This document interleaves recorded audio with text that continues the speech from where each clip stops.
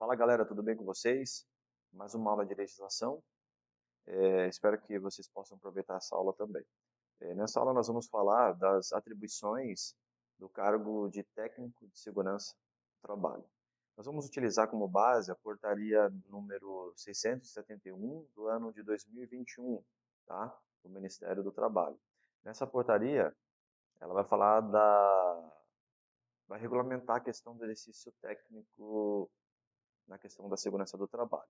O artigo 129 dessa portaria diz assim, ó, o exercício da profissão de técnico de segurança do trabalho depende de prévio registro na Secretaria de Trabalho do Ministério do Trabalho e Previdência.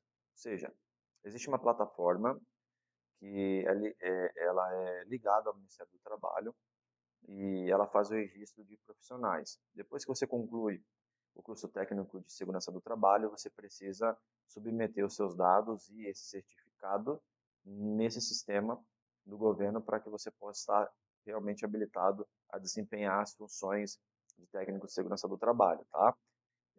Isso que traz o artigo 129. O artigo 130, ele diz assim, ó, as atividades do técnico de segurança do trabalho são, então essas atividades após o seu registro você já pode começar e deve fazer. Então, o que que o técnico de segurança precisa fazer na empresa? O que que ele pode fazer na empresa e o que está dentro das suas atividades? E nós vamos começar a falar. São, se eu não me engano, 28 situações.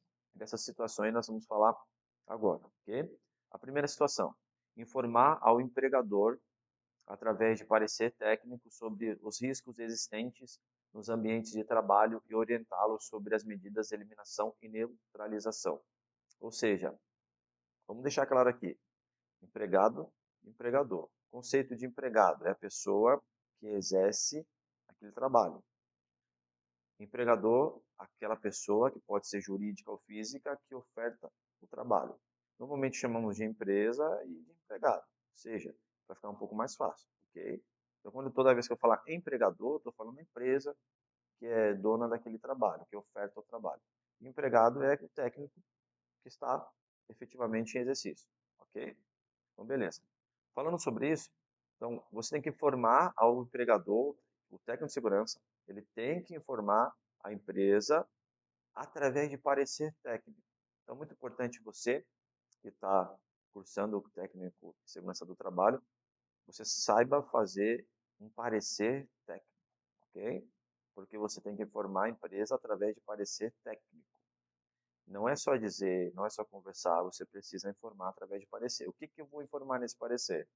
Riscos existentes nos ambientes de trabalho e orientar sobre as medidas de eliminação e neutralização. Então você vai identificar o risco, a CIPA pode te ajudar também, o SESMAT, né? Mas você vai identificar o risco, vai produzir um parecer, e no parecer precisa ter as medidas de eliminação e neutralização daquele risco. Okay? 2. Informar os trabalhadores sobre os riscos de sua atividade e das medidas de eliminação e neutralização. Então, você identificou um risco, informou, fez um parecer, produziu um parecer, informou a empresa e você ali conversou com a empresa como que vocês vão fazer para neutralizar aquele risco, né?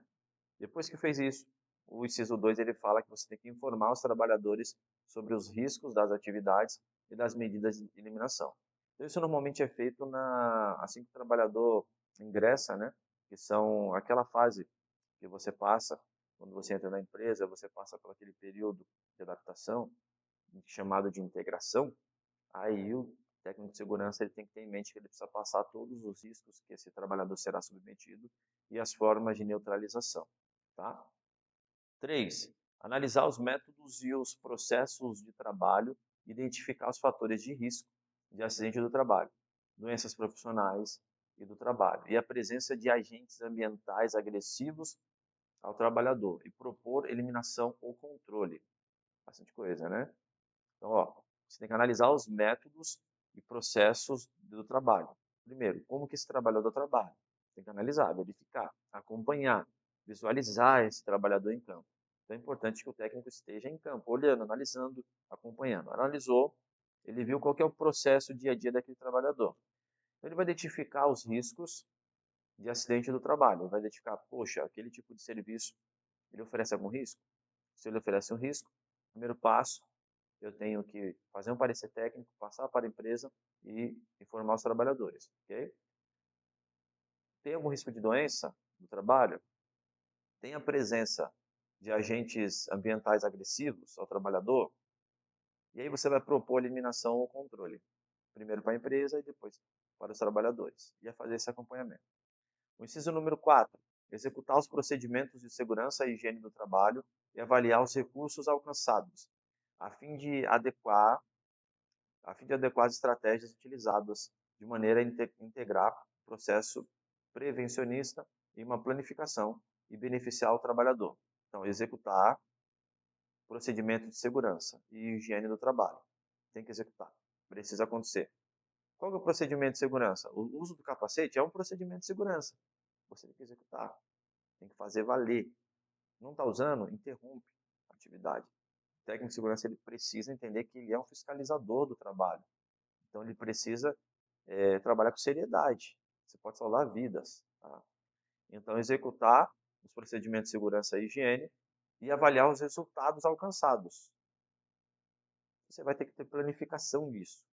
Quando você entrou, qual era a situação. Por isso que tem aquelas placas, estamos há 300 dias sem acidentes. Aquilo ali é um acompanhamento dos resultados, tá? Então você precisa fazer isso também. 5. Executar programas de prevenção de acidente no trabalho. O programa de prevenção tem a CIPAT, né? Doenças profissionais do trabalho, nos ambientes de trabalho, com a participação dos trabalhadores, com o objetivo de acompanhar e avaliar os seus resultados, sugerir constantes atualização dos mesmos e estabelecer procedimentos a serem seguidos. A CIPAT ela faz sobre isso, tá? Tem que ter a participação da empresa e a participação dos empregados nesse momento, ok? A sexta, promover debates, encontros, campanhas, seminários, palestras, reuniões, treinamentos e utilizar outros recursos de ordem didática e pedagógica, com o objetivo de divulgar as normas de segurança e higiene do trabalho, assuntos técnicos, administrativos e prevencionistas, com vistas a evitar acidentes do trabalho, doenças profissionais e do trabalho. Então, veja bem, você é o profissional que precisa promover debates, encontros, campanhas, seminários, palestras, reuniões, e aí você vai. Tem o diálogo de segurança no começo do dia, tem a questão do diálogo semanal também. Você pode trazer um palestrante, especialista de algum assunto. Agora a questão do assédio está muito grande, também você pode trazer pessoas.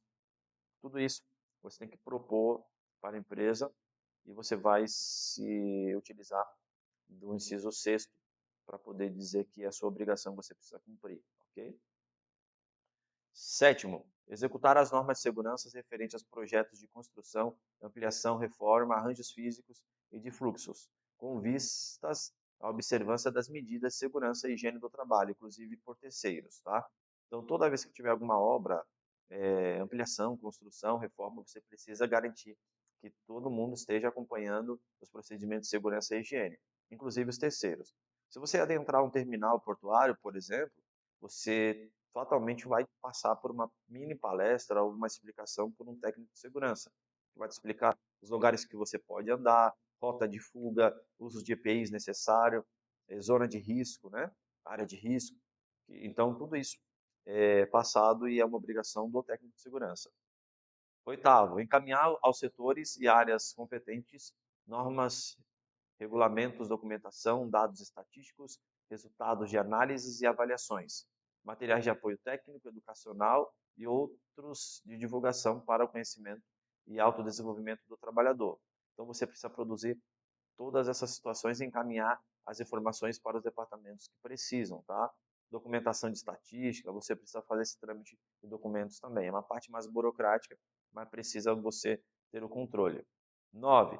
Indicar, solicitar e inspecionar equipamentos de proteção contra incêndio, recursos audiovisuais e didáticos e outros materiais considerados indispensáveis, de acordo com a legislação vigente, dentro das qualidades e especificações técnicas recomendadas e avaliar o seu desempenho. Olha o comecinho, indicar, solicitar e inspecionar equipamento de proteção contra incêndio. Os equipamentos de proteção contra incêndio são diversos. Nós temos extintores, os hidrantes, nós temos iluminação de emergência, nós temos alarme sonoro. Quando você tem a iluminação de emergência, ali está dizendo materiais considerados, ele está dizendo recursos audiovisuais, ou seja, é um visual, aquela luz de emergência. Aquela campainha, aquele sinal sonoro quando tem um possível foco de incêndio, é um sinal áudio, né? Então, audiovisual você precisa testar. Então, você precisa constantemente colocar na tua rotina a questão de inspecionar esses equipamentos para garantir que eles estejam em pleno funcionamento e eficácia. Porque você não pode esperar para que no dia, na necessidade real, e aí esse equipamento esteja de repente desligado, você não sabia. Então, constantemente você precisa garantir que estejam disponíveis para o uso imediato, ok? 10. Cooperar com as atividades de meio ambiente, orientar quanto ao tratamento e destinação dos resíduos industriais, incentivar e conscientizar o trabalhador da sua importância. Aí você vai cooperar com os outros departamentos, com as atividades do meio ambiente, tá? Então, meio ambiente também é uma questão de saúde, né? E aí você precisa fazer essa informação chegar até o trabalhador. Nós vamos parar nessa aula no 10, inciso número 10, que foi onde paramos em sala de aula. Então, possivelmente sexta-feira ou semana que vem, nós vamos retomar do inciso 10 até o inciso 18.